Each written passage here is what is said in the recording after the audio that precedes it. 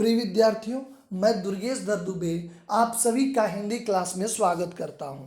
कैमरे में बंद अपाहिज रघुवीर सहाय जी की रचना का आज हम सभी अध्ययन करेंगे। जैसा इस कविता का शीर्षक है कैमरे में बंद अपाहिज, जिस कैमरे की बात हो रही है वो दूरदर्शन का है। दूरदर्शन यानी मीडिया हमारे लोकतंत्र का एक मजबूत आधार स्तंभ है।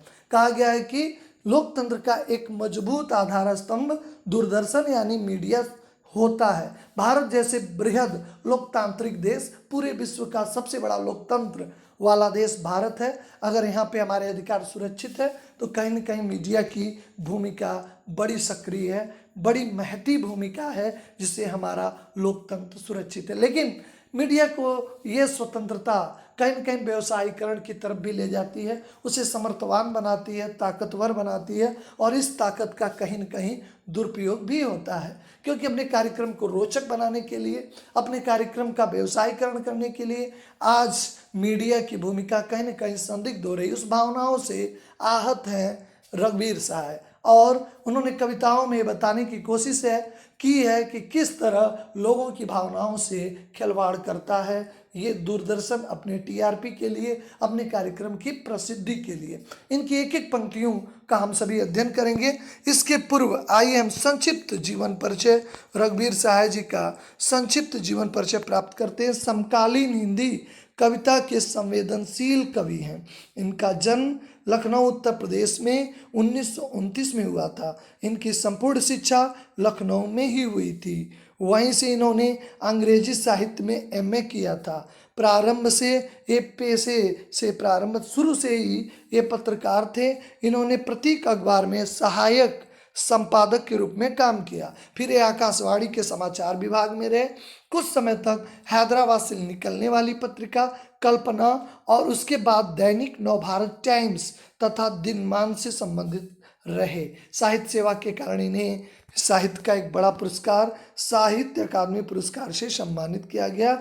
इनका देहावसान 1990 में दिल्ली में हो गया। जिस कविता को हमें पढ़ना है कैमरे में बंद अपाहिज, आइए रघुवीर सहाय जी के विचारों से हम ओतप्रोत होते हैं। पंक्तिबद्ध तरीके से हम इनकी कविताओं का अध्ययन करेंगे। हम दूरदर्शन पर बोलेंगे, हम समर्थवान शक्तिवान, हम एक दुर्बल को लाएंगे एक बंद कमरे में। प्रस्तुत पंक्तियों में कवि कहता है कि दूरदर्शन का जो उद्घोषक है, एंकर है, वो कहता है कि आज हम कुछ बोलने वाले हैं, आज हम दूरदर्शन पे बोलेंगे। अब बोलेंगे क्यों नहीं? क्योंकि हमें अधिकार मिला है, संवैधानिक लोकतांत्रिक अधिकार मिले हैं। हम समर्थ हैं, शक्तिमान हैं, हमसे लोग डरते हैं। हमारे देश के जो प्रहरी हैं, नेता हैं, वह हमसे डरते हैं क्योंकि हम समर्थ हैं, शक्तिवान हैं, हमें बोलने का अधिकार मिला है, इसलिए हम बोल सकते हैं। हम बोलेंगे, हम दूरदर्शन पर बोलेंगे, हम समर्थवान, हम एक दुर्बल को। यहाँ पे देखिए कवि की एक सबसे बड़ी बात सामान्य जनमानस की समस्याएं नहीं, क्योंकि लोगों की भावनाओं से खेलकर एक अपनी प्रसिद्धि पानी है, इसलिए कहते हैं हम एक दुर्बल को लाएंगे। जो बंद कमरे का स्टूडियो होता है, जो बंद कमरे में जहाँ पे साक्षात्कार होता है, इंटरव्यू होता है, वहाँ पे लाएंगे। उससे पूछेंगे कि तो क्या आप अपाहिज हैं? देखिए एक अपाहिज अपने अपाहिजपन को भूल गया होता है, लेकिन फिर भी हम उससे पूछेंगे तो क्या आप अपाहिज हैं? तो आप क्यों अपाहिज हैं? अब ईश्वर की मर्जी या संजोग, घटना जो भी कहे, क्योंकि हो सकता है कोई जन्मजात अपाहिज हो, कोई किसी दुर्घटना के कारण अपाहिज बन गया हो, लेकिन उसका अपाहिजपन उतना कष्ट न देता हो जितना हमारी भावनाएं उसे आहत करती हैं। जब उसे अपाहिज करते हैं, उसकी मानसिक वृत्तियां कमजोरी की तरफ ले जाती हैं कि मैं कमजोर हूँ, सबसे अलग हूँ।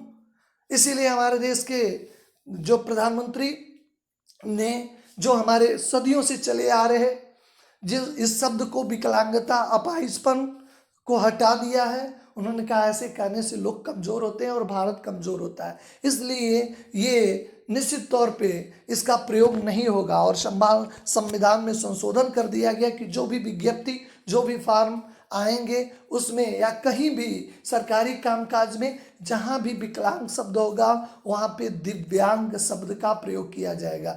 निश्चित तौर पे विकलांग की जगह अब संवैधानिक दर्जा मिल चुका है दिव्यांग शब्द, लेकिन फिर भी हम उससे कहेंगे तो आप क्या अपाहिज हैं? तो आप क्यों अपाहिज हैं? क्या आपका अपाहिजपन तो दुख तो देता होगा। आप अपाहिज हैं तो चलने में आपको दिक्कत होगी, ठीक ढंग से आप चल नहीं पाएंगे, इसलिए आप सामान्य लोगों की तरह व्यवहार नहीं कर पाते हैं, इसलिए आपको दुख होता होगा।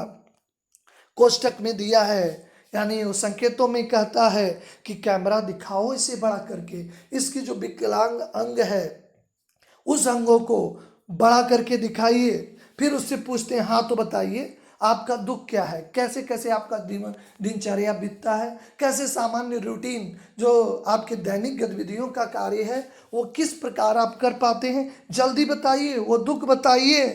वो नहीं बता पाता है, क्योंकि जैसे उसे अपाहिज कर देते हैं वो अपने को कमज़ोर समझ लेता है और उसका आत्मविश्वास वैसे ही कमज़ोर हो जाता है, वो कुछ नहीं बता पाता है। फिर थोड़ा सा मौका देते हैं, सोचिए, बताइए आपको अपाहिज होकर कैसा लगता है, यानी कैसा आप अपाहिज हैं और अपाहिज होकर आप किस तरह आपके अंदर भावनाएं होती हैं, आप बताएं आपको अपाहिज होकर कैसा लगता है। हम खुद इशारे से बताएंगे, क्या है ऐसा? अगर वो विकलांग है पैरों से तो हम टेढ़ा चल के बताएंगे। क्या आपको इस तरह आपको दर्द देता होगा या इस तरह आपकी भावनाएं कमज़ोर होती होंगी? जरा सोचिए। फिर उससे कहते हैं, बताइए, थोड़ी सी कोशिश करिए, आप एक अवसर खो देंगे, क्योंकि आपको पूरा देश देख रहा है, आपकी भावनाएं लोगों की भावनाएं से जोड़ना है, आप प्रसिद्ध होंगे, आपको लोग जान जाएंगे, वही विकलांग है जो दूरदर्शन के कार्यक्रम में आया था, आप प्रसिद्धि पा जाएंगे। प्रसिद्धि कहाँ से पाना, वो खुद जान जाएगा कि मुझे सीमित क्षेत्र तक, एक दायरे तक मुझे लोग विकलांग जानते थे, लेकिन अब तो सारे लोग मुझे विकलांग जान जाएंगे, बहुत सारे लोग जान जाएंगे। ये कैसा अवसर है, ये कैसी अपॉर्चुनिटी है, लेकिन हम इसकी बात नहीं करते हैं। हम कहते हैं कि एक अवसर आप खो देंगे। आप जानते हैं, और कार्यक्रम को रोचक बनाने के वास्ते हम पूछ पूछ कर उसे रुला देते हैं। हम कार्यक्रम को रोचक बनाना है, लोगों की भावनाएं एक दूसरे से जोड़ना है, इसलिए हम पूछ पूछ कर उसे रुला देंगे। अगर न रोना चाहे फिर भी हम उसे इतना बार पूछ लेंगे कि वो व्यक्ति आहत हो जाएगा, आहत होते से उसका मन द्रवित हो जाएगा, उसकी आंखों से झरझर आंसू निकलने लगेंगे, नहीं रोएगा, फिर भी हम कोशिश करके उसे रुला ही देंगे। जो दूरदर्शन का व्यक्ति है वो कोशिश करके उसे रुला ही देगा। इंतजार करते हैं आप भी उसके रो पड़ने का, आप भी इंतजार करते हैं कि अब तो इतना पूछा जा रहा है, अब ये रो देगा, ये प्रश्न नहीं पूछा जाएगा। फिर हम पर्दे पे दिखाएंगे उसकी फूली हुई आँख की एक बड़ी तस्वीर, वो रो देगा, रोते रोते उसकी आंखें फूल जाएंगी, फिर कैमरे पे दिखाया जाएगा, देखिए कितना दुखी है ये व्यक्ति, इसकी आंखें सूजी हुई हैं, फूली हुई हैं, बड़ी तस्वीर। उसके होठों पे एक कसमसाहट भी देखने को मिलता है। आशा है कि आप उसकी अपंगता को पीड़ा मानेंगे। एक और कोशिश, दर्शक धीरज रखिए, देखिए हम दोनों एक संग रोने वाले हैं, दोनों एक साथ रोने वाले होते हैं। आप धैर्य रखिए, क्योंकि जैसे ही वो व्यक्ति रोता है वैसे जो दर्शक जो भावुक होते हैं वो भी रोने वाले होते हैं, वो भी रोने लगते हैं। आप और वह दोनों, कैमरा बस करो, रहने दो, पर्दे पे वक्त की कीमत है, क्योंकि पर्दे पे वक्त की कीमत है, क्योंकि एक एक सेकंड, आप एक एक मिनट का विज्ञापन लाखों और करोड़ों में होता है। कार्यक्रम के हर कार्यक्रम, कोई ऐसा आज कार्यक्रम नहीं है जिसमें विज्ञापन न दिखाया जाओ। एक एक सेकंड कितना कीमती होता है, इसीलिए उद्घोषक कहता है पर्दे पर वक्त की कीमत है। अब हम मुस्कुराएंगे, रहने दो, हमारा काम हो गया, दर्शक भी रोए और ये व्यक्ति की सिंपैथी भी हमने दिखा दिया, हमारा कार्यक्रम प्रसिद्ध हो गया, और फिर हम मुस्कुराएंगे। और फिर अंतिम में उद्घोषक कहता है, आप देख रहे थे सामाजिक उद्देश्य से युक्त कार्यक्रम। चूंकि समाज का व्यक्ति है, समाज का कमजोर है, उसकी भावनाओं से हम खेल रहे थे, इसलिए व्यक्तिगत नहीं, ये सामाजिक उद्देश्य से युक्त कार्यक्रम था। अपने मन में एक कहते थोड़ी सी कसर रह गई, और भी इसे भावुक बनाना था, लेकिन थोड़ी सी कसर रह गई। आप सभी का धन्यवाद कहते हैं अंत में उद्घोषक।